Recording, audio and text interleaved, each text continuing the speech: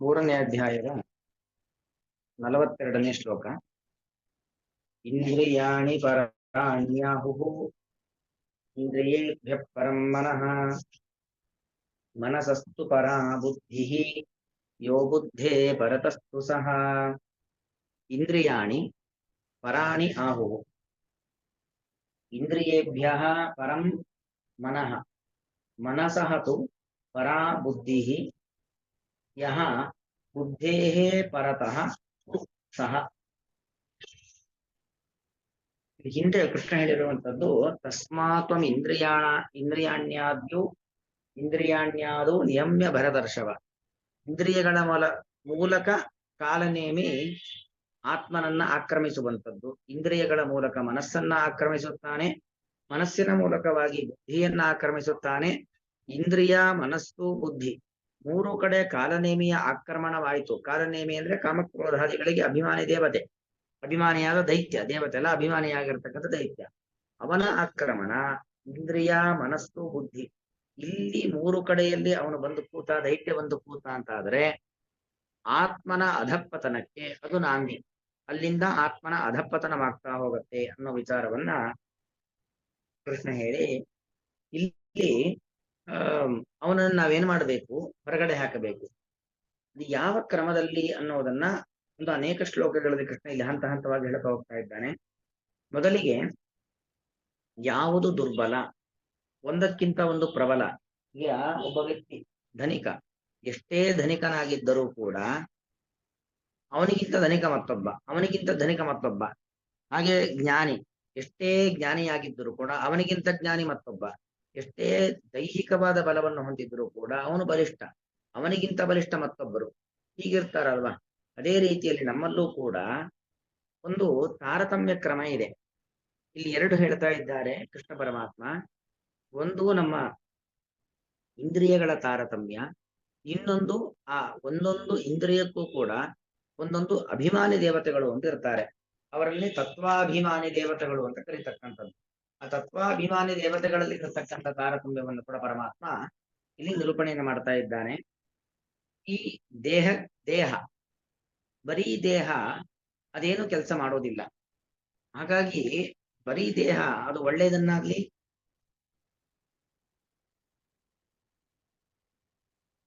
ಅಥವಾ ಕೆಟ್ಟದ್ದನ್ನಾಗ್ಲಿ ಯಾವುದನ್ನು ಕೂಡ ಬರೀ ದೇಹ ಮಾಡೋದು ಅಂತಿಲ್ಲ. ಹಾಗಾಗಿ ನಮ್ಮ ದೇಹಕ್ಕಿಂತಲೂ ಕೂಡ ಪ್ರಬಲವಾಗಿರತಕ್ಕಂಥದ್ದು ಯಾವುದು? ದೇಹ. ಬರೀ ದೇಹಕ್ಕೆ ಶಕ್ತಿ ಇಲ್ಲ. ದೇಹದಲ್ಲಿ ಇಂದ್ರಿಯಗಳಿದ್ದಾಗ ಶಕ್ತಿ. ಒಬ್ಬ ಕುರುಡ, ಕಣ್ಣಿಲ್ಲ, ಏನು ಮಾಡ್ಲಿಕ್ಕಾಗಲ್ಲ. ಕೈಕಾಲಿದೆ, ಆದ್ರೆ ಕಣ್ಣಿಲ್ದೆ ಅವನೇನು ಮುಂದುವರಿಲಿಕ್ಕಾಗೋದಿಲ್ಲ, ಏನನ್ನ ಬಯಸ್ಲಿಕ್ಕಾಗಲ್ಲ, ಏನನ್ನ ತಿರಸ್ಕಾರ ಮಾಡ್ಲಿಕ್ಕಾಗೋದಿಲ್ಲ. ಹಾಗಾಗಿ ಏನ್ ಬೇಕು? ಇಂದ್ರಿಯಗಳು ಬೇಕು. ಅಥವಾ ಬೇಕಾದಷ್ಟು ದುಡ್ಡಿದೆ, ಆದ್ರೆ ನಾಲ್ಗೆಗೆ ರುಚಿ ಗೊತ್ತಾಗೋದಿಲ್ಲ. ಏನ್ ತಿಂದ್ರು ಅದು ವ್ಯರ್ಥವೇ. ಎಷ್ಟೇ ರುಚಿವತ್ತಾದಂಥ ಪದಾರ್ಥ ತಿಂದ್ರು ಕೂಡ ಅವನಿಗೆ ಎಲ್ಲವೂ ಕೂಡ ಅರುಚಿಯೇ, ಅವನಿಗೆ ಆ ರುಚಿನೇ ಗೊತ್ತಾಗೋದಿಲ್ಲ. ಹಾಗಾಗಿ ಬರೀ ದೇಹ ಇದೆಯಲ್ಲ, ಅದಕ್ಕೆ ಪವರ್ ಕಡಿಮೆ, ಶಕ್ತಿ ಕಡಿಮೆ. ದೇಹಕ್ಕಿಂತಲೂ ಕೂಡ ಶಕ್ತಿಮತ್ತಾಗಿರತಕ್ಕಂಥದ್ದು ಯಾವುದು? ಇಂದ್ರಿಯ.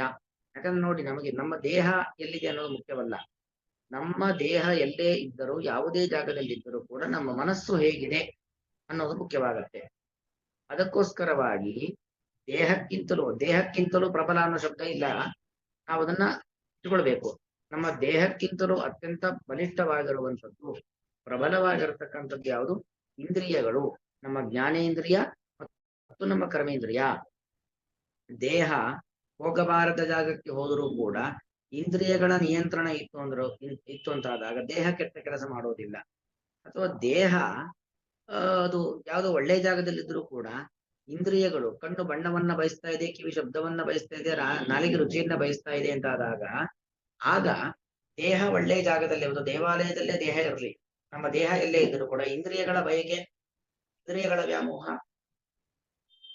ಬೇರೆ ಬೇರೆ ತರ ವ್ಯಾಮೋಹ ಮತ್ತು ವ್ಯಾಮೋಹದ ಕಡೆಗೆ ಇಂದ್ರಿಯಗಳು ಹೋಗ್ತಾ ಇದೆ ಅಂತಾದಾಗ ಆಗ ದೇಹದಲ್ಲಿ ನಿಯಂತ್ರಣ ಇರೋದಿಲ್ಲ.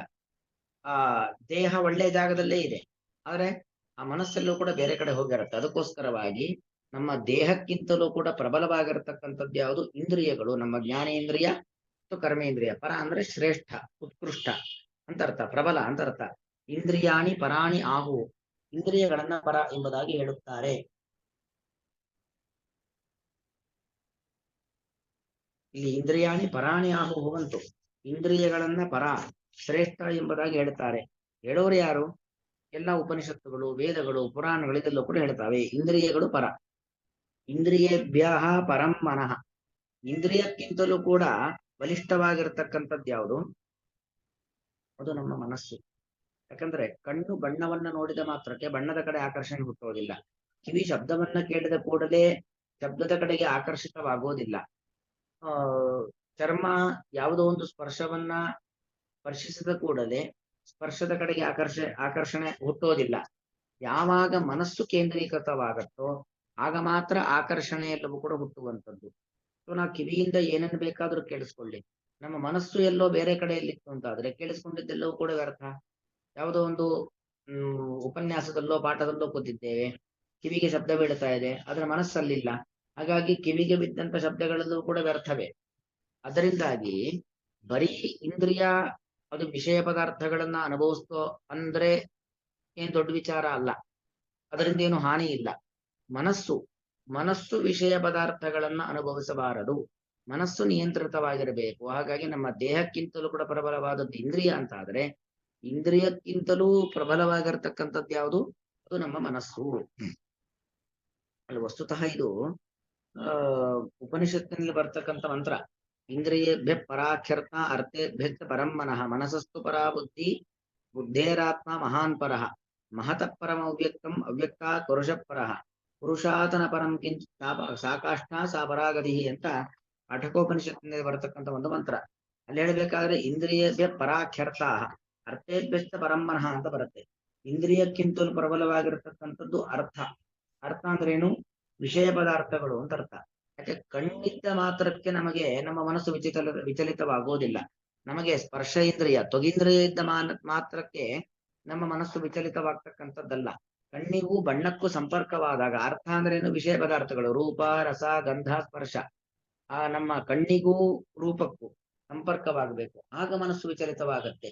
ನಮ್ಮ ಚರ್ಮಕ್ಕೂ ಸ್ಪರ್ಶಕ್ಕೂ ಏನಾಗ್ಬೇಕು? ಸಂಪರ್ಕವಾಗಬೇಕು, ಆಗ ಮನಸ್ಸು ವಿಚಲಿತವಾಗತ್ತೆ.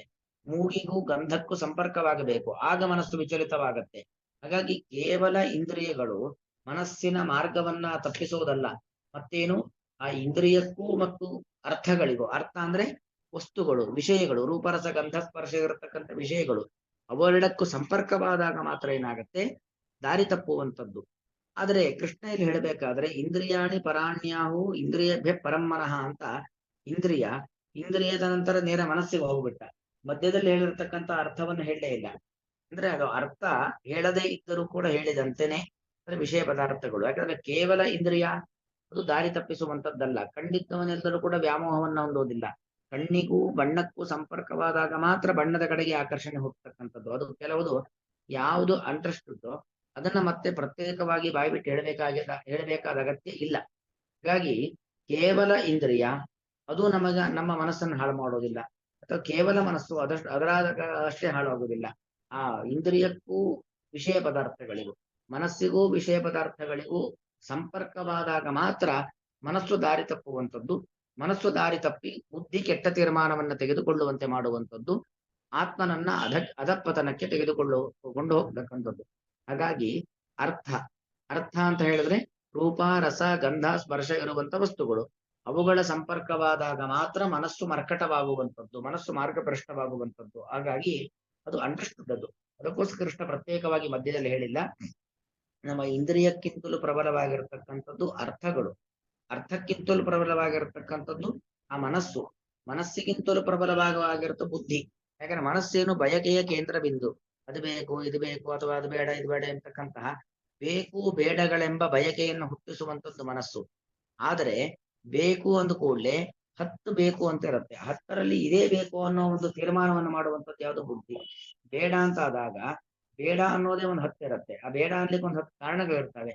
ಅಲ್ಲಿ ಯಾವುದು ಬೇಡ? ಯಾಕಂದ್ರೆ 10ರಲ್ಲಿ ಯಾವುದೊಂದು ತೆಗೆದುಕೊಳ್ಳಲೇಬೇಕಾಗಿರುತ್ತೆ.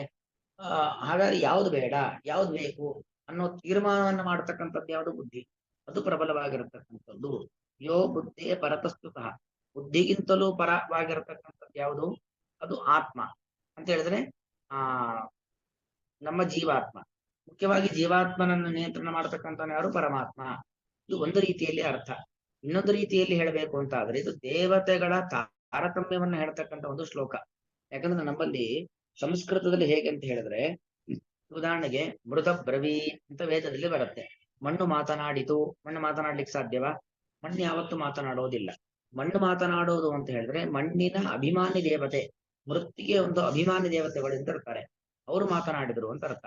ಅಗ್ನಿಯಲ್ಲಿ ಆಹುತಿ ಅಂತ ಹೇಳಿದ್ರೆ ಜಡವಾದ ಒಂದು ಅಗ್ನಿಯಲ್ಲಿ ಆಹುತಿ ಅಂತ ಅಲ್ಲ, ಅಲ್ಲೊಬ್ಬ ಅಭಿಮಾನಿ ದೇವತೆ ಇದ್ದಾನೆ, ಅವನಿಗೆ ಆಹುತಿಯನ್ನು ಕೊಡ್ತಕ್ಕಂಥದ್ದು. ಅಗ್ನಿರ್ವೈ ದೇವಾನಾಮಃ ವಿಷ್ಣು ಪರಮಃ. ದೇವತಾ ತಾರತಮ್ಯದಲ್ಲಿ ಅಂದ್ರೆ ದೇವತೆಗಳ ಒಂದು ಸ್ಟ್ಯಾಂಡರ್ಡ್ಗಳಲ್ಲಿ ಪೂರ್ತಿ ಕೆಳಗಿನ ದೇವತೆ ಅಂದ್ರೆ ಯಾರು? ಅಗ್ನಿ. ಆ ಅಗ್ನಿ ಎಂಬತಕ್ಕಂಥ ದೇವತೆಗೆ ನಾವು ಆಹುತಿಯನ್ನ ಕೊಟ್ಟಾಗ ಆ ದೇವತೆ, ಕೆಳಗಿನ ದೇವತೆ ತಮ್ಮ ಮೇಲಿನ ಎಲ್ಲರಿಗೂ ಕೂಡ ಹಂತವಾಗಿ ಯಾರ್ಯಾರಿಗೆ ಎಷ್ಟೆಷ್ಟು ಯಾವಾಗ ಯಾವಾಗ ತಲುಪಬೇಕು ಆ ತಲುಪಿಸ್ತಕ್ಕಂಥ ಕೆಲಸವನ್ನ ಮಾಡತಕ್ಕಂಥವನು ಯಾರು? ಅಗ್ನಿ. ಹಾಗಾಗಿ ಅಗ್ನಿ ಅಂದ್ರೆ ಕೇವಲ ಅಗ್ನಿ ಅಲ್ಲ, ಅಗ್ನಿಯ ಒಳಗೆ ಇರತಕ್ಕಂಥ ಒಬ್ಬ ಅಭಿಮಾನಿ ದೇವತೆ. ನೀರನ್ನ ಪೂಜೆ ಮಾಡ್ತೀವಿ.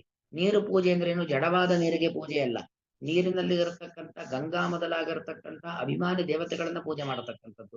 ತುಳಸಿ ಪೂಜೆ ಅಂದ್ರೆ ಕೇವಲ ಒಂದು ಜಡವಾದ ಒಂದು ಗಿಡಕ್ಕೆ ಪೂಜೆ ಅಲ್ಲ, ತುಳಸಿಯ ಒಳಗಡೆ ಇರತಕ್ಕಂಥ ಲಕ್ಷ್ಮಿಗೆ ಪೂಜೆ. ಹೊಸ್ತಿಲ ಪೂಜೆ ಅಂತ ಹೇಳಿದ್ರೆ ಅಲ್ಲಿ ಕೇವಲ ಒಂದು ಜಡವಾದ ಒಂದು ಮರದ ಒಂದು ಪಟ್ಟಿ, ಅದಕ್ಕೆ ಪೂಜೆ ಅಲ್ಲ, ಅಲ್ಲಿರತಕ್ಕಂಥ ಲಕ್ಷ್ಮೀ ದೇವಿಗೆ ಪೂಜೆ. ಹೀಗೆ ಪ್ರತಿಯೊಂದರ ಹಿಂದೆಯೂ ಕೂಡ ಒಂದೊಂದು ಅಭಿಮಾನಿ ದೇವತೆಗಳು ಅಂತ ಇರ್ತಾರೆ. ಹಾಗೆ ಇಲ್ಲಿ ಕೃಷ್ಣ ಹೇಳತಕ್ಕಂಥದ್ದು ಇಂದ್ರಿಯಕ್ಕಿಂತಲೂ ಕೂಡ ಪ್ರಬಲವಾಗಿರತಕ್ಕಂಥದ್ದು ನಮ್ಮ ಮನಸ್ಸು, ಮನಸ್ಸಿಗಿಂತಲೂ ಪ್ರಬಲವಾಗಿರತಕ್ಕಂಥದ್ದು ಬುದ್ಧಿ, ಬುದ್ಧಿಗಿಂತಲೂ ಪ್ರಬಲವಾಗಿರತಕ್ಕಂಥದ್ದು ಆತ್ಮ ಎಂಬುದಾಗಿ ಹೇಳ್ತಾ ಇದ್ದಾನೆ, ಅಥವಾ ಪರಮಾತ್ಮ ಅಂತ ಹೇಳ್ತಿದ್ದಾನೆ. ಅಂದ್ರೆ ಅರ್ಥ ಏನು ಅಂತ ಹೇಳಿದ್ರೆ, ಇಂದ್ರಿಯ ಅಂದ್ರೆ ಇಂದ್ರಿಯಾಭಿಮಾನಿ ದೇವತೆಗಳು ಅಂತ ಅರ್ಥ. ಅಂದ್ರೆ ಈ ನಮ್ಮ ದೇಹಕ್ಕೆ ಸಂಬಂಧಪಟ್ಟಂತ ಅಭಿಮಾನಿ ದೇವತೆಗಳು ಅಂತಿದ್ದಾರೆ.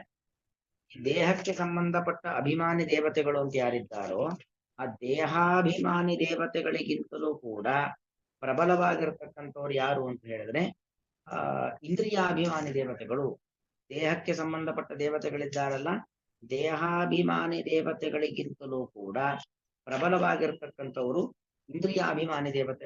ಅವರು ಇಂದ್ರಿಯಾಭಿಮಾನಿ ದೇವತೆಗಳು. ದೇವೇಭ್ಯ ಇಂದ್ರಿಯಾಭ್ಯೇಭ್ಯ ಜಾಯಾಂಸೋ ಅರ್ಥಾಭಿಮಾನಿನಃ ಅಂತ ಕಾಟಕೋಪನಿಷತ್ತು ಹೇಳ್ತಾ ಹೋಗುತ್ತೆ. ಈ ದೇಹಕ್ಕೆ ಸಂಬಂಧಪಟ್ಟ ಹಾಗೆ ಅನೇಕ ದೇವತೆಗಳು ಅಂತಿದ್ದಾರೆ. ಆ ದೇಹಾಭಿಮಾನಿ ದೇವತೆಗಳಿಗಿಂತಲೂ ಕೂಡ ಇಂದ್ರಿಯಾಭಿಮಾನಿ ದೇವತೆಗಳು ಅವರು ಉತ್ತಮರಾಗಿರ್ತಕ್ಕಂಥವ್ರು. ಆ ಇಂದ್ರಿಯಾಭಿಮಾನಿ ದೇವತೆಗಳಿಗಿಂತಲೂ ಕೂಡ ಇನ್ನೂ ಮೇಲಿನ ಕಕ್ಷೆ ಹೇಳ್ಬೇಕಾದ್ರೆ 19ನೇ ಕಕ್ಷೆ ಇಂದ್ರನ ಮಗನಾಗಿರ್ತಕ್ಕಂಥ ಜಯಂತ ಅವನು ನಮ್ಮ ಪಾದಕ್ಕೆ ದೇವತೆ. ನಮ್ಮ ತೊಗಿಂದ್ರಿಯಕ್ಕಾಗಬೇಕಾದ್ರೆ 18ನೇ ಕಕ್ಷೆಯಲ್ಲಿ ಬರತಕ್ಕಂಥ ಕುಬೇರ. ಹಾಗೆ ನಮ್ಮ ಮೂಗಿಗೆ ಸಂಬಂಧಪಟ್ಟ ದೇವತೆಗಳು ಅಶ್ವಿನಿ ದೇವತೆಗಳು. ನಮ್ಮ ಮಾತಿಗೆ ಸಂಬಂಧಪಟ್ಟಂತ ಅಗ್ನಿ. ಅದಕ್ಕಿಂತ ಮೇಲೆ ರಸನೇಂದ್ರಿಯಕ್ಕೆ ಸಂಬಂಧಪಟ್ಟ ಹಾಗೆ ಚಂದ್ರ. ಚಕ್ಷುರಿಂದ್ರಿಯ ಕಣ್ಣಿಗೆ ಸಂಬಂಧಪಟ್ಟ ಹಾಗೆ ಸೂರ್ಯ.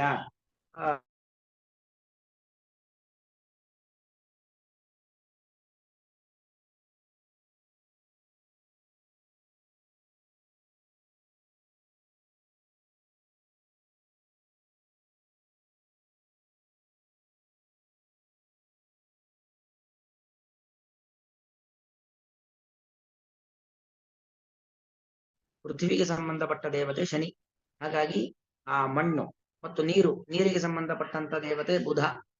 ಅಂದ್ರೆ ಶನಿ ದೇಹಕ್ಕೆ ಸಂಬಂಧಪಟ್ಟಾಗಿ ಶನಿ ಮತ್ತು ಬುಧ ಇದ್ದಾರಲ್ಲ, ಅವರಿಗಿಂತಲೂ ಕೂಡ ಆ ದೇಹದ ಮೂಲಕವಾಗಿ ಕೆಲಸವನ್ನ ಮಾಡಿಸ್ತಕ್ಕಂಥ ಇಂದ್ರಿಯಾಭಿಮಾನಿ ದೇವತೆಗಳು ಅಂದ್ರೆ ಯಾರು?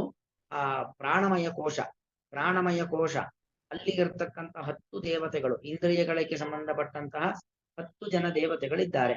ಈಗಾಗಲೇ ಹೇಳದಂತೆ ಜಯಂತ, ಕುಬೇರ, ಅಶ್ವಿನಿ ದೇವತೆಗಳು, ಅಗ್ನಿ, ವರುಣ, ಚಂದ್ರ, ಸೂರ್ಯ, ಯಮ, ದಕ್ಷ ಪ್ರಜಾಪತಿ ಮತ್ತು ಇಂದ್ರ ಅಂತ ಒಂದು 10 ಜನ ನಮ್ಮ ಇಂದ್ರಿಯಗಳಿಗೆ, ನಮ್ಮ ಜ್ಞಾನೇಂದ್ರಿಯ ಮತ್ತು ನಮ್ಮ ಕರ್ಮೇಂದ್ರಿಯಗಳಿಗೆ ದೇವತೆಗಳಿದ್ದಾರೆ. ಅಂದ್ರೆ ನಮ್ಮ ಕರ್ಮೇಂದ್ರಿಯ ಪಾದ, ಕಾಲು ಒಂದು ಕಡೆಯಿಂದ ಮತ್ತೊಂದು ಕಡೆಗೆ ಹೋಗಬೇಕಲ್ವಾ, ಹೋಗುವಂತೆ ಮಾಡ್ತಕ್ಕಂಥ ದೇವತೆ ಇಂದ್ರನ ಮಗನಾಗಿರ್ತಕ್ಕಂಥ ಜಯಂತ ಅಂತ, ಅವನು ಪಾದಕ್ಕೆ ದೇವತೆ. ಹಾಗೆ ನಮ್ಮ ಸ್ಪರ್ಶೇಂದ್ರಿಯ ತೊಗಿಂದ್ರಿಯಕ್ಕೆ ದೇವತೆ ಕುಬೇರ, ಧನದ ಅಧಿಪತಿಯಾಗಿರ್ತಕ್ಕಂಥ ಕುಬೇರ. ನಮ್ಮ ಮೂಗಿಗೆ ದೇವತೆಗಳು ದೇವಲೋಕದ ಡಾಕ್ಟರ್ಸ್ ಅಂದ್ರೆ ಅಶ್ವಿನಿ ದೇವತೆಗಳು. ನಮ್ಮ ಮಾತಿಗೆ ಅಭಿಮಾನಿ ದೇವತೆ ಅಗ್ನಿ. ನಮ್ಮ ನಾಲಿಗೆಗೆ ಅಭಿಮಾನಿ ದೇವತೆ ವರುಣ ನಮ್ಮ ಕೇಳುವ ಶಕ್ತಿ, ಕಿವಿ ಶ್ರವಣೇಂದ್ರಿಯ, ಅದಕ್ಕೆ ಅಭಿಮಾನಿ ದೇವತೆ ಚಂದ್ರ. ನಮ್ಮ ನೋಡುವ ಶಕ್ತಿ, ಅದಕ್ಕೆ ಅಭಿಮಾನಿ ದೇವತೆ ಸೂರ್ಯ. ಅದೇ ರೀತಿಯಲ್ಲಿ ನಮ್ಮ ವಾಯು ಮತ್ತು ಉಪಸ್ಥ, ಯಮ ಮತ್ತು ದಕ್ಷ ಪ್ರಜಾಪತಿ ಅಂದ್ರೆ ಮಲಮೂತ್ರವನ್ನು ವಿಸರ್ಜನೆ ಮಾಡತಕ್ಕಂಥ ದ್ವಾರ, ಅದಕ್ಕೆ ಸಂಬಂಧಪಟ್ಟ ಹಾಗಾಗಬೇಕಾದ್ರೆ ಯಮ ಮತ್ತು ದಕ್ಷ ಪ್ರಜಾಪತಿ. ನಮ್ಮ ಕೈಗೆ ದೇವತೆ ಯಾರು? ಇಂದ್ರ. ಇವರೆಲ್ಲರೂ ಕೂಡ ಇಂದ್ರಿಯಾಭಿಮಾನಿ ದೇವತೆಗಳು. ಅಂದ್ರೆ ಈ ದೇಹಕ್ಕೆ ಸಂಬಂಧಪಟ್ಟಂತ ದೇವತೆಗಳೇನಿದ್ದಾರೆ ಶನಿ ಮತ್ತು ಬುಧ, ಅವರಿಗಿಂತಲೂ ಕೂಡ ಮೇಲಿನ ಕಕ್ಷೆಯಲ್ಲಿ ಬರತಕ್ಕಂಥವ್ರು ಇವರೆಲ್ಲರೂ ಕೂಡ. ಅಂದ್ರೆ ಎಲ್ಲ ಪ್ರಾಣಮಯ ಕೋಶ ಅಂತ ಕರೆಯುವಂಥದ್ದು. ಪ್ರಾಣಮಯ ಕೋಶದಲ್ಲಿ ನಮ್ಮ ದೇಹದಲ್ಲಿರುವಂತ ಪ್ರಾಣಮಯ ಕೋಶ, ಆ ಪ್ರಾಣಮಯ ಕೋಶದಲ್ಲಿ ಇರತಕ್ಕಂತ 10 ಜನ ದೇವತೆಗಳು, ನಮ್ಮ 5 ಕರ್ಮೇಂದ್ರಿಯಗಳು, 5 ಜ್ಞಾನೇಂದ್ರಿಯಗಳು. ಆ 5 ಕರ್ಮೇಂದ್ರಿಯ ಮತ್ತು 5 ಜ್ಞಾನೇಂದ್ರಿಯಗಳಲ್ಲಿ ಆ ದೇವಲೋಕದ ಇಂದ್ರನ ಪರಿವಾರದ ಒಂದು 10 ಜನ ದೇವತೆಗಳಿದ್ದಾರೆ. ಅವರು ಶ್ರೇಷ್ಠರು. ಆ 10 ಜನ ದೇವತೆಗಳು ಅಂದ್ರೆ ಆ ಇಂದ್ರಿಯಾಭಿಮಾನಿ ದೇವತೆಗಳಿಗಿಂತಲೂ ಕೂಡ ಮನೋಭಿಮಾನಿ ದೇವತೆ. ಮನೋಭಿಮಾನಿ ದೇವತೆ ಅಂದ್ರೆ ಯಾರು? ಮನೋಭಿಮಾನಿ ದೇವತೆಯಾಗಿರ್ತಕ್ಕಂಥವರು ರುದ್ರದೇವರು. ಮನಸ್ಸು, ಆ ಮನಸ್ಸಿಗೆ ಸಂಬಂಧಪಟ್ಟಂತ ದೇವತೆಗಳು ಅಂದ್ರೆ ಆ ರುದ್ರದೇವರು. ಅವರು ಅಂದ್ರೆ ಇಂದ್ರಿಯಾಭಿಮಾನಿ ದೇವತೆಗಳಿಗಿಂತಲೂ ಕೂಡ ಸುಪರ್ಣಿ, ವಾರುಣಿ ಮತ್ತು ಪಾರ್ವತಿ. ವಿಷಯಕ್ಕೆ ಸಂಬಂಧಪಟ್ಟ ಅಭಿಮಾನಿ. ವಿಷಯ ಅಂದ್ರೆ ಯಾವುದು? ರೂಪ, ರಸ, ಗಂಧ, ಸ್ಪರ್ಶ. ಕಣ್ಣಿಗೆ ರೂಪ, ಅದೇ ನಾಲಿಗೆಗೆ ರಸ, ಚರ್ಮಕ್ಕೆ ಸ್ಪರ್ಶ, ಮೂಗಿಗೆ ಗಂಧ, ಕಿವಿಗೆ ಶಬ್ದ. ಇದೆಲ್ಲ ವಿಷಯಗಳು. ಅದೇ ರೀತಿಯಲ್ಲಿ ನಮ್ಮ ಕೈಗೆ ಒಂದೊಂದು ತೆಗೆದು ಮತ್ತೊಂದು ಕಡೆಗೆ ಹೋಗ್ತಕ್ಕಂಥದ್ದು, ಕಾಲಿಗೆ ವಿಷಯವಾಗಿರತಕ್ಕಂಥದ್ದು ಒಂದು ಕಡೆಯಿಂದ ಮತ್ತೊಂದು ಕಡೆಗೆ ಗಮನ ಹೋಗುವಿಕೆ. ಹಾಗೆ ಮಲಮೂತ್ರ ವಿಸರ್ಜನಾ ದ್ವಾರ, ಅದಕ್ಕೆ ಸಂಭೋಗ. ಅದೇ ರೀತಿಯಲ್ಲಿ ಮಲಮೂತ್ರಗಳ ವಿಸರ್ಜನೆ, ಇದೆಲ್ಲವೂ ಕೂಡ ವಿಷಯ ಪದಾರ್ಥಗಳು. ಅದೆಲ್ಲವೂ ಕೂಡ ವಿಷಯ ಪದಾರ್ಥಗಳು. ಅದಕ್ಕೆ ಸಂಬಂಧಪಟ್ಟಾಗ ಅಭಿಮಾನಿ ದೇವತೆಗಳು ಯಾರು ಅಂತ ಹೇಳಿದ್ರೆ ಅಲ್ಲಿ ಸುಪರ್ಣಿ, ವಾರುಣಿ ಮತ್ತು ಪಾರ್ವತಿ ಅಂತ. ಸುಪರ್ಣಿ ಗರುಡನ ಹೆಂಡತಿ, ಗರುಡನ ಹೆಂಡತಿ ಸುಪರ್ಣಿ. ವಾರುಣಿ, ವಾರುಣಿ ಅಂತ ಹೇಳಿದ್ರೆ ಗರುಡ ಶೇಷ, ಶೇಷನ ಹೆಂಡತಿ ವಾರುಣಿ. ರುದ್ರದೇವರ ಹೆಂಡತಿ ಪಾರ್ವತಿ. ಅಂದ್ರೆ ಇಂದ್ರಿಯಾಭಿಮಾನಿ ದೇವತೆಗಳಿಗಿಂತಲೂ ಕೂಡ ಮೇಲೆ ಇರತಕ್ಕಂಥವ್ರು ಯಾರು? ಗರುಡ, ಶೇಷ, ರುದ್ರರ ಪತ್ನಿಯಾಗಿರತಕ್ಕಂಥ ಸುಪರ್ಣಿ, ವಾರುಣಿ ಮತ್ತು ಪಾರ್ವತಿ. ಅದರ ಮೇಲೆ ಇರತಕ್ಕಂಥವ್ರು ಯಾರು? ಮನೋನಿಯಾಮಕರಾಗಿರತಕ್ಕಂತಹ ರುದ್ರದೇವರು. ರುದ್ರ ಅಂದ್ರೆ 3 ಒಟ್ಟಿಗೆ, ಗರುಡ, ಶೇಷ ಮತ್ತು ರುದ್ರ. ಗರುಡ, ಶೇಷ, ರುದ್ರ ಇವರು 3 ಜನ ನಮ್ಮ ಮನಸ್ಸಿಗೆ ಅಭಿಮಾನಿ ದೇವತೆಗಳು. ಅಂದ್ರೆ ನೋಡಿ, ವಿಷಯ ಪದಾರ್ಥಗಳಿಗೆ ಅವರ ಪತ್ನಿಯರ ಅಭಿಮಾನಿ ದೇವತೆಗಳು, ಮನಸ್ಸಿಗೆ ಸಂಬಂಧಪಟ್ಟ ಹಾಗೆ ಗರುಡ, ಶೇಷ, ರುದ್ರರು. ಅಂದ್ರೆ ಮನಸ್ಸು ಆ ಕಡೆ ಹೋದ್ರೆ ವಿಷಯ ಪದಾರ್ಥಗಳ ಕಡೆ ವ್ಯಾಮೋಹ ಹುಟ್ಟುವಂತೆ ಆ ಗರುಡ, ಶೇಷ, ರುದ್ರರ ಪತ್ನಿಯಾಗಿರ್ತಕ್ಕಂತಹ ಸುಪರ್ಣಿ, ವಾರುಣಿ ಮತ್ತು ಪಾರ್ವತಿ ಇವ್ರು ಮಾಡ್ತಾರೆ. ಮನಸ್ಸು ಆ ಕಡೆ ಹೋಗಿಲ್ಲ ಅಂತ ಆದ್ರೆ ಅವರು ನಮಗೆ ವ್ಯಾಮೋಹವನ್ನ ಹುಟ್ಟಿಸೋದಿಲ್ಲ. ಹೀಗೆ ಮನಸ್ಸಿಗೆ ಸಂಬಂಧಪಟ್ಟ ದೇವತೆಗಳು ಅಂದ್ರೆ ಗರುಡ, ಶೇಷ, ರುದ್ರರು. ಅವರು ಉತ್ಕೃಷ್ಟರು. ಅವರಿಗಿಂತಲೂ ಕೂಡ ಉತ್ಕೃಷ್ಟರಾಗಿರ್ತಕ್ಕಂಥವ್ರು ಯಾರು? ಸರಸ್ವತಿ ಮತ್ತು ಭಾರತಿ. ಸರಸ್ವತಿ ಮತ್ತು ಅವರು ನಮ್ಮ ಬುದ್ಧಿ ತತ್ವಕ್ಕೆ ಅಭಿಮಾನಿ ದೇವತೆಗಳು. ಆ ಸರಸ್ವತಿ ಭಾರತೀಯರಿಗಿಂತಲೂ ಕೂಡ ಉತ್ತಮರಾಗಿರ್ತಕ್ಕಂಥವ್ರು ಯಾರು? ವಾಯುದೇವರು ಮತ್ತು ಚತುರ್ಮುಖ ಬ್ರಹ್ಮದೇವರು. ಚತುರ್ಮುಖ ಬ್ರಹ್ಮದೇವರು ಮತ್ತು ವಾಯುದೇವರಿಗಿಂತಲೂ ಕೂಡ ಉತ್ತಮರಾಗಿರ್ತಕ್ಕಂಥವ್ರು ಉತ್ತಮಳಾಗಿರ್ತಕ್ಕಂಥವಳು ಲಕ್ಷ್ಮೀದೇವಿ. ಆ ಲಕ್ಷ್ಮಿಗಿಂತಲೂ ಕೂಡ ಉತ್ತಮನಾಗಿರ್ತಕ್ಕಂಥವನು ಯಾರು? ಪರಮಾತ್ಮ. ಸಾ ಕಾಷ್ಠ ಸಾ ಪರಾಗತಿ ಎಂಬುದಾಗಿ ಉಪನಿಷತ್ತು ಹೇಳುತ್ತೆ. ಅಂದ್ರೆ ಆ ಪರಮಾತ್ಮ ಎಲ್ಲರಿಗಿಂತಲೂ ಕೂಡ ಮೇಲೆ ಅಂತ ಒಂದು ಆಟಕೋಪನಿಷತ್ತಿನ ಒಂದು ಮಂತ್ರ ಬರುತ್ತೆ. ಇಂದ್ರಿಯೇಭ್ಯ ಪರಾಹರ್ಥ. ದೇಹಾಭಿಮಾನಿ ದೇವತೆಗಳಿಗಿಂತಲೂ ಕೂಡ ಇಂದ್ರಿಯಾಭಿಮಾನಿ ದೇವತೆಗಳು ಉತ್ತಮ. ಇಂದ್ರಿಯಾಭಿಮಾನಿ ದೇವತೆಗಳಿಗಿಂತಲೂ ಕೂಡ ಅರ್ಥಾಭಿಮಾನಿ ದೇವತೆಗಳು ಉತ್ತಮ. ಅರ್ಥೇಭ್ಯಶ್ಚ ಪರಂಮನಃ. ಅರ್ಥಾಭಿಮಾನಿ ದೇವತೆಗಳಿಗಿಂತಲೂ ಕೂಡ ಮನೋಭಿಮಾನಿ ದೇವತೆಗಳು ಉತ್ತಮ. ಮನಸ್ಸಸ್ತು ಪರಾಬುದ್ಧಿ. ಮನೋಭಿಮಾನಿಗಳಾಗಿರ್ತಕ್ಕಂಥ ಗರುಡಶೇಷ ರುದ್ರದೇವರಿಗಿಂತಲೂ ಕೂಡ ಬುದ್ಧಿ. ಬುದ್ಧಿ ಅಂದ್ರೆ ಬುದ್ಧಿ ತತ್ವಕ್ಕೆ ಅಭಿಮಾನಿಯಾಗಿರತಕ್ಕಂತಹ ಬ್ರಹ್ಮದೇವರ ಪತ್ನಿಯಾಗಿರ್ತಕ್ಕಂಥ ಸರಸ್ವತಿ, ವಾಯುದೇವರ ಪತ್ನಿಯಾಗಿರ್ತಕ್ಕಂಥ ಭಾರತಿ ಅವರು ಉತ್ತಮ.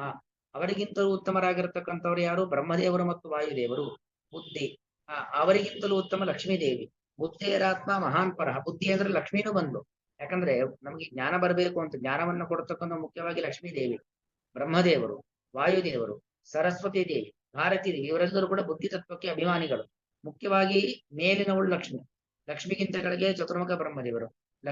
ಬ್ರಹ್ಮದೇವರಿಗಿಂತ ಕೆಳಗೆ ವಾಯುದೇವರು, ಅದಕ್ಕಿಂತ ಕೆಳಗೆ ಸರಸ್ವತಿ, ಭಾರತೀಯರು.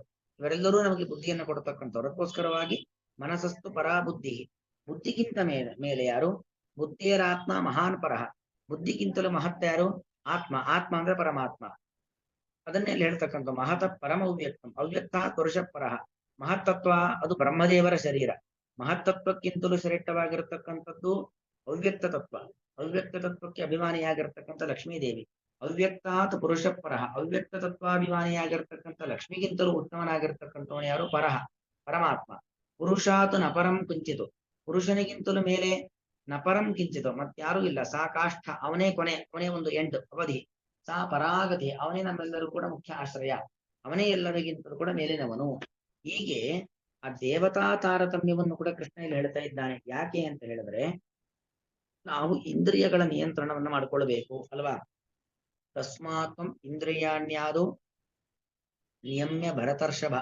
ಭರತಶ್ರೇಷ್ಠನೇ, ಮೊದಲಿಗೆ ನೀನು ಇಂದ್ರಿಯಾಭಿಮಾನಿ ದೇವತೆಗಳನ್ನ ಇಂದ್ರಿಯಗಳನ್ನ ನಿಯಂತ್ರಣ ಮಾಡ್ಕೋ. ಇಂದ್ರಿಯಗಳನ್ನ ನಿಯಂತ್ರಣ ಮಾಡ್ಕೊಳ್ಳೋದಂದ್ರೆ, ಇಂದ್ರಿಯಗಳು ಜಡ, ಅದನ್ನ ನಿಯಂತ್ರಣ ಮಾಡುವಂತೆ ಮಾಡತಕ್ಕಂಥವ್ರು ಯಾರು? ಆ ಇಂದ್ರಿಯಾಭಿಮಾನಿ ದೇವತೆಗಳು, ಆ ಇಂದ್ರನ ಒಂದು ಪರಿವಾರ. ಅವರು ನಮಗ ಅನುಗ್ರಹವನ್ನ ಮಾಡಿ ನಮ್ಮ ಇಂದ್ರಿಯಗಳು ನಿಯಂತ್ರಣವಾಗುವಂತೆ ಮಾಡಬೇಕು. ಹಾಗೆ ವಿಷಯಾಭಿಮಾನಿಗಳಾಗಿರತಕ್ಕಂತಹ ಸೌಪರ್ಣಿ, ವಾರುಣಿ, ಭಾರತಿ, ಅವರು ನಮ್ಮನ್ನ ವಿಷಯ ಪದಾರ್ಥಗಳ ಕಡೆಗೆ ಆಕರ್ಷಣೆ ಹೋಗದಂತೆ ನಮ್ಮನ್ನ ತಡಿಬೇಕು. ಅದಾಗಬೇಕು ಅಂತಾದ್ರೆ ಮನಸ್ಸು ನಿಯಂತ್ರಣಕ್ಕೆ ಬರಬೇಕು. ಮನಸ್ಸು ನಿಯಂತ್ರಣಕ್ಕೆ ಬರಬೇಕು ಅಂತ ಆದ್ರೆ ಆ ಮನೋನಿಯಾಮಕರಾಗಿರತಕ್ಕಂತಹ ಗರುಡದೇವರು, ಶೇಷದೇವರು, ರುದ್ರದೇವರು, ಅವರು ನಮ್ಮನ್ನ ಮನಸ್ಸನ್ನು ನಿಯಂತ್ರಣ ಮಾಡಬೇಕು. ಅದಾಯ್ತು. ಅದಾಗಬೇಕು ಅಂತ ಆದ್ರೆ ಬುದ್ಧಿ ತೀರ್ಮಾನ ತೆಗೆದುಕೊಳ್ಬೇಕು. ನಮಗೆ ಮನಸ್ಸು ಬಯಸಿದ್ ಯಾವುದು ಕೂಡ ಬೇಡ ಅಂತ ಬುದ್ಧಿ ತೀರ್ಮಾನ ತೆಗೆದುಕೊಳ್ಬೇಕು. ಬುದ್ಧಿ ಒಳ್ಳೆ ತೀರ್ಮಾನವನ್ನೇ ತೆಗೆದುಕೊಳ್ಬೇಕು. ಕೆಟ್ಟ ತೀರ್ಮಾನವನ್ನ ತೆಗೆದುಕೊಳ್ಬಾರದು ಅಂತ ಆದ್ರೆ ಆ ಬುದ್ಧಿಗೆ ಸಂಬಂಧಪಟ್ಟ ಹಾಗೆ ಲಕ್ಷ್ಮೀದೇವಿ, ಬ್ರಹ್ಮದೇವರು, ವಾಯುದೇವರು, ಅವರ ಪತ್ನಿಯರು, ಅವರೆಲ್ಲರೂ ಕೂಡ ನಮಗ ಅನುಗ್ರಹವನ್ನ ಮಾಡಬೇಕು. ಅದೆಲ್ಲ ನಮಗಾಗಬೇಕು ಅಂತ ಆದ್ರೆ ಇವರೆಲ್ಲರ ಮೇಲಿರ್ತಕ್ಕಂಥ, ಇವರೆಲ್ಲರಿಗೂ ಸುಪ್ರೀಂ ಆಗಿರ್ತಕ್ಕಂಥ ಭಗವಂತ, ಅವನ ಅನುಗ್ರಹ ಬೇಕು.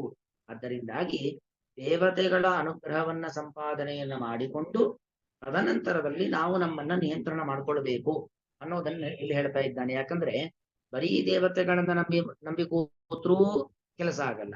ಬರೀ ನಾವು ದೇವತೆಗಳನ್ನು ಧಿಕ್ಕರಿಸ್ತೀವಿ, ನಮ್ಮ ಪ್ರಯತ್ನವನ್ನು ನಾವು ಮಾಡ್ತೀವಿ ಅಂದ್ರೂ ಕೆಲಸ ಆಗೋದಿಲ್ಲ. ನಮ್ಮ ಪ್ರಯತ್ನವೂ ಬೇಕು, ದೇವತಾನುಗ್ರಹವೂ ಬೇಕು. ಎರಡೂ ಇದ್ದಾಗ ಮಾತ್ರ ಯಾವುದಾದ್ರೂ ಒಂದು ಗುರಿಯನ್ನ ಮುಟ್ಟಲಿಕ್ಕೆ ಸಾಧ್ಯ, ಫಲವನ್ನ ಪಡಲಿಕ್ಕೆ ಸಾಧ್ಯ ಅನ್ನೋ ಉದ್ದೇಶದಿಂದಾಗಿ ಕೃಷ್ಣ ಪರಮಾತ್ಮ ಇಂದ್ರಿಯಗಳ ನಿಯಂತ್ರಣ, ವಿಷಯ ಪದಾರ್ಥಗಳ ನಿಯಂತ್ರಣ, ಮನೋನಿಯಂತ್ರಣ, ಇದೆಲ್ಲವನ್ನು ಕೂಡ ಮಾಡಿಕೊಳ್ಬೇಕು. ಅದೆಲ್ಲ ಆಗಬೇಕು ಅಂತಾದ್ರೆ ಆಯಾಯ ಅಭಿಮಾನಿ ದೇವತೆಗಳ ಅನುಗ್ರಹ ಬೇಕು ಎಂಬ ವಿಚಾರವನ್ನ ಕೃಷ್ಣ ಇಲ್ಲಿ ಹೇಳ್ತಕ್ಕಂಥದ್ದು. ಅಂದ್ರೆ ಈ ಶ್ಲೋಕ ಏನಿದೆ, ಕಾಠಕೋಪನಿಷತ್ತಿನ ಒಂದು ಅನುವಾದದ ರೂಪದಲ್ಲಿ ಇರತಕ್ಕಂಥದ್ದು ಈ ಒಂದು ಶ್ಲೋಕ. ಇಂದ್ರಿಯ ದೇಹಕ್ಕಿಂತಲೂ ಕೂಡ ಇಂದ್ರಿಯಾಣಿ, ನಮ್ಮ ಇಂದ್ರಿಯಗಳು ಪರಾಣಿ.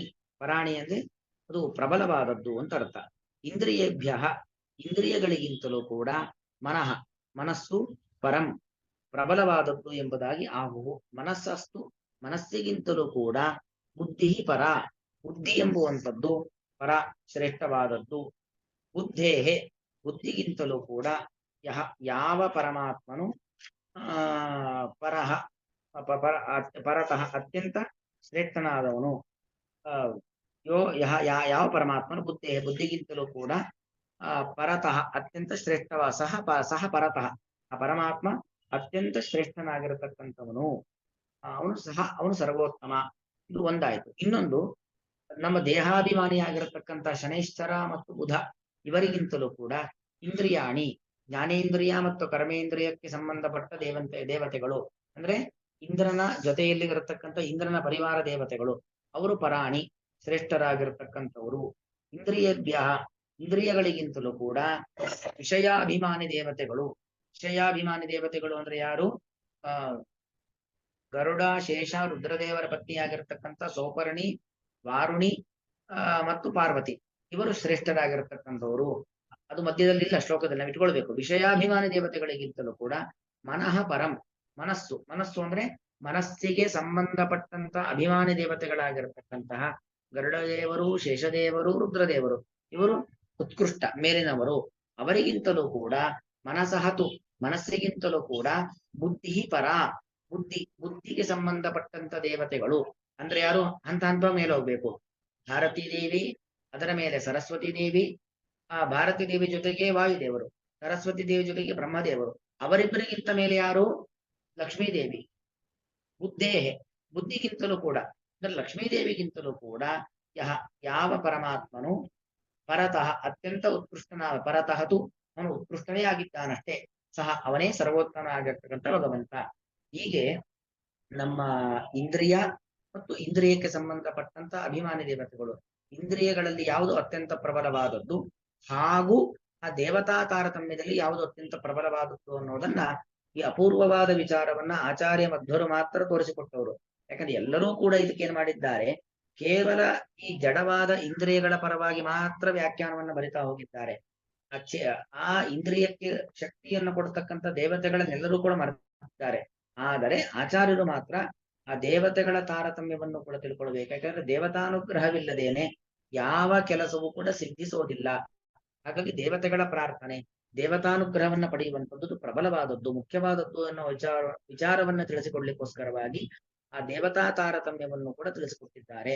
ಅದಕ್ಕೋಸ್ಕರ ಕೃಷ್ಣ ಮೊದಲು ಹೇಳಿದ್ದು ತಸ್ಮಾತ್ಮಂ ಇಂದ್ರಿಯಾಣ್ಯಾದೋ ನಿಯಮ್ಯ ಭರತರ್ಷಭ, ಮೊದಲಿಗೆ ಇಂದ್ರಿಯಗಳ ನಿಯಂತ್ರಣ ಮಾಡ್ಕೋ. ಇಂದ್ರಿಯ ನಿಯಂತ್ರಣವಾಯಿತು ಅಂತಾದ್ರೆ ಮನಸ್ಸು ನಿಯಂತ್ರಣಕ್ಕೆ ಬರುತ್ತೆ, ಮನಸ್ಸು ನಿಯಂತ್ರಣಕ್ಕೆ ಬಂತು ಅಂತಾದ್ರೆ ಬುದ್ಧಿ ಸರಿದಾರಿಯಲ್ಲಿ ಹೋಗುತ್ತೆ, ಬುದ್ಧಿ ಸರಿದಾರಿಯಲ್ಲಿ ಹೋಯ್ತು ಅಂತಾದ್ರೆ ಭಗವಂತನ ಅನುಗ್ರಹ ಆಗತ್ತೆ ಅನ್ನೋ ಅಭಿಪ್ರಾಯದಲ್ಲಿ ಈ ಒಟ್ಟು ಶ್ಲೋಕದ ಒಂದು ಸೂಕ್ಷ್ಮವಾದ ತಾತ್ಪರ್ಯವನ್ನ ನಾವು ಅರ್ಥ ಮಾಡ್ಕೊಳ್ಬಹುದು.